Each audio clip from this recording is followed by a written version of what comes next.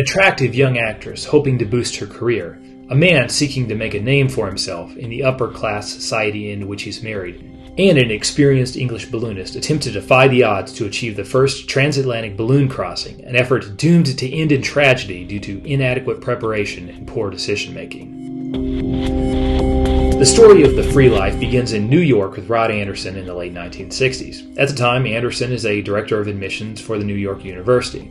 When he marries Pamela Brown, he finds himself in the midst of a prominent Kentucky family. Pamela's father, John Y. Brown Sr., is an attorney who has served decades in the state legislature, as well as a term in the U.S. House of Representatives. Pamela's brother, John Y. Brown Jr., has recently purchased a fried chicken business from Colonel Harlan Sanders and is in the process of turning it into what will become Kentucky Fried Chicken. Wanting to make a name for himself in the upper-class society of which he is now a part, Anderson has transitioned into a career as a commodities broker. In the meantime, he's latched onto the idea of organizing the first transatlantic balloon flight after the topic came up in a chance conversation.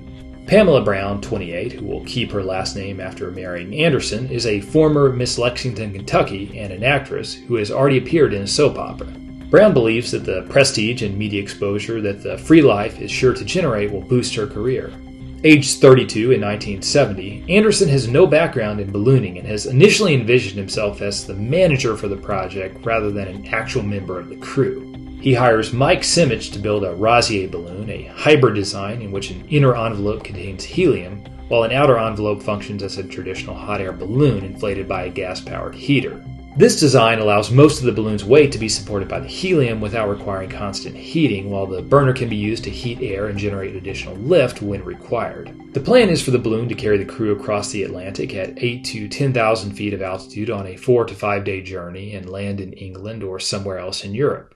Anderson initially hires a man named Jim Contos to be the pilot for the effort, but frictions emerge between the two men. Anderson will later complain that Contos is unwilling to take risks, and after an essentially unsuccessful test flight of the Free Life in 1969, during which the balloon lands prematurely due to equipment problems, Contos leaves the project.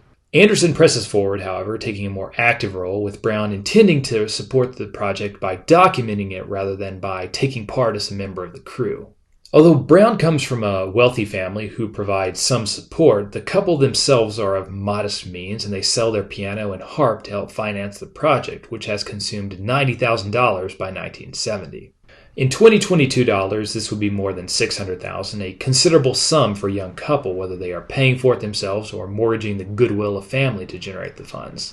Given this financial investment, along with the time and attention that the project has been consuming, Anderson and Brown are eager to get the flight underway. Establishing themselves in Spring, Long Island, near the Hamptons early in 1970, the couple attempts to finish preparations while also finding a new pilot for the trip. At this point, Malcolm Brighton enters the story. An experienced balloonist, Brighton has dreamed of attempting a transatlantic crossing in a balloon, but has lacked the means to finance such a project himself. Anderson contacts Brighton in early 1970, explaining that the project's previous pilot had some kind of a nervous breakdown. After some financial difficulties and health challenges, Anderson's proposition seems too good for Brighton to pass up.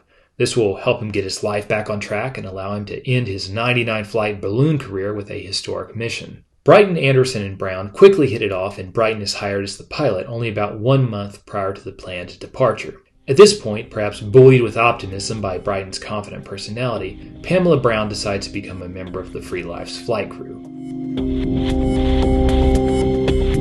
September 20th, 1970. Early on this Sunday morning, with the help of dozens of local volunteers, Anderson leads the final preparations and the Free Life is slowly inflated. However, the winds are initially from the east and thus not suitable for launch. This is just as well as there is a tear in the outer envelope. However, this is not considered a no-go given that the interior helium envelope is still intact and a hasty patch is arranged. As the day wears on, there is a carnival atmosphere. Anderson directs the final preparations, resplendent in his stylishly long 1970s hair, mustache, and yellow flight suit. Over 1,000 people have come to participate in the launch, and the volunteers and attendees are excited to be part of what they expect to be a historic event. Around midday, the wind shifts to a direction favorable for launch. Passing around a bottle of champagne to mark the occasion, the trio toss a dozen ballast bags overboard as their volunteers release the lines. After years of effort, the project is finally underway for good. During the first night of what is expected to be a 4 to 5 day journey, the balloon's burner fails, leaving them entirely reliant on the helium in their envelope to stay aloft. The balloon sinks to 7,000 feet, but by midday on Monday, September 21st, the team are on track, at least geographically and time-wise, as they pass over Sable Island. The team elects to continue the journey and conducts radio checks with passing aircraft. Monday afternoon, however, things begin to take a turn for the worst. At this point, they are out of range of radio contact with air traffic control, but as they continue eastbound, an HC-130 heading westbound to Pease Air Force Base, New Hampshire, makes contact with Brighton, warning him of an upcoming cold front. As they enter the weather front, the helium is cooled and the balloon begins to lose buoyancy. Rainwater adds additional weight, and without a functioning burner to generate air for additional lift, the Free Life begins to lose altitude. At around 9 p.m., 30 hours into their journey, Brighton radios a final mayday, stating that they are at only 60 feet of altitude, preparing to ditch, and are requesting search and rescue. A search and rescue effort is quickly organized, and aircraft from the U.S. and Canadian Coast Guards are overhead at first light on September 22nd. Although the gondola was well equipped with emergency supplies and a radio beacon, nothing is heard, and after 3 days of searching, no survivors are found.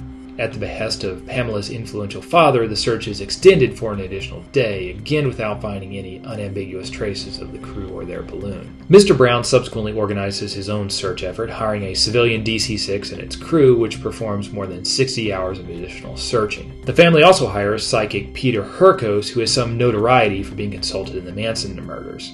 Although Herkos initially reports that 2 of the 3 team members are still alive, a search of the area comes up empty, and Herkos later tells a grieving friend that everyone is now dead. It can be credibly argued that Anderson's effort was doomed almost from the start. The balloon's helium capacity of 73,000 cubic feet was marginal given the weight of necessary supplies for a 5-day trip. The gondola, too, was similarly problematic, despite being filled with hundreds of ping-pong balls that were glued to the interior, supposedly making it as unsinkable as a cork. The 10-sided fiberglass gondola had a shallow saucer shape that would make it susceptible to swamping in high seas. However, the seaworthiness of the gondola might never have been tested if not for the finicky burner used to heat hot air to supplement the helium providing lift to the balloon. Even during preparations for the trip, this device had exhibited poor reliability. Later, when the proverbial chips were down as the Free Life encountered the storm front 30 hours into its journey, the lack of a functioning heater meant that the crew had no way to compensate for the reduction in lift that occurred as a result of the colder temperatures and rain. The final nail in the coffin, perhaps in a very literal sense, was the lack of a mechanism to quickly disconnect the gondola from the envelope should the need arise during a ditching. Instead, the crew would have had to rapidly sever the 10 rigging lines connecting the gondola to the envelope. Thus, when the Free Life set down amid high seas late in the day on September 21st, the odds were stacked against them. With rough seas and strong winds, it would have been exceptionally difficult to rapidly cut the lines. If even a single line remained intact, the gondola would have been easily flipped over if the envelope had been caught in the winds. In all likelihood, this is exactly what happened. The story of Anderson, Brown, and Brighton is tragic at multiple levels. Not only were these bright, adventurous people, but their fate could have been foreseen and avoided at multiple points. First and most importantly, the tragic fate of the Free Life team is a classic case study in the dangers of what is sometimes referred to in aviation crew resource management training as get-there-itis, the tendency to focus on the goal or destination while ignoring warning signs. In this case, in addition to the equipment shortcomings that we've already discussed, the team pressed toward a launch date late in the season when there would be an increased risk of adverse weather. Brighton identified some of these shortcomings when he first joined the project. However, Anderson and Brown were eager to get started. Brown is quoted as telling Brighton, "We've already canceled for 2 years. We have to go. There is no alternative." Perhaps against his better judgment, Brighton relented and agreed to press with the September 1970 launch.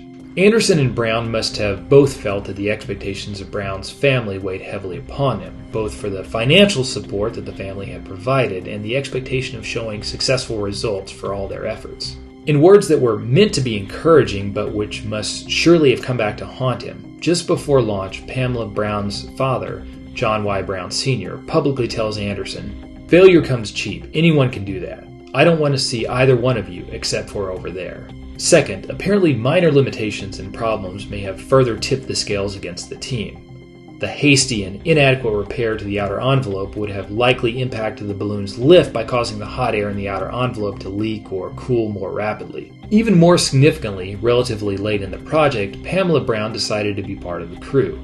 Given the already marginal lift capability of the balloon, even the body weight of a trim woman like her would have impacted the balloon's ability to stay airborne in cold conditions. Finally, and most tragically, as an experienced balloonist, Brighton could have seen the writing on the wall of the impending disaster only a few hours into the flight when the heater failed.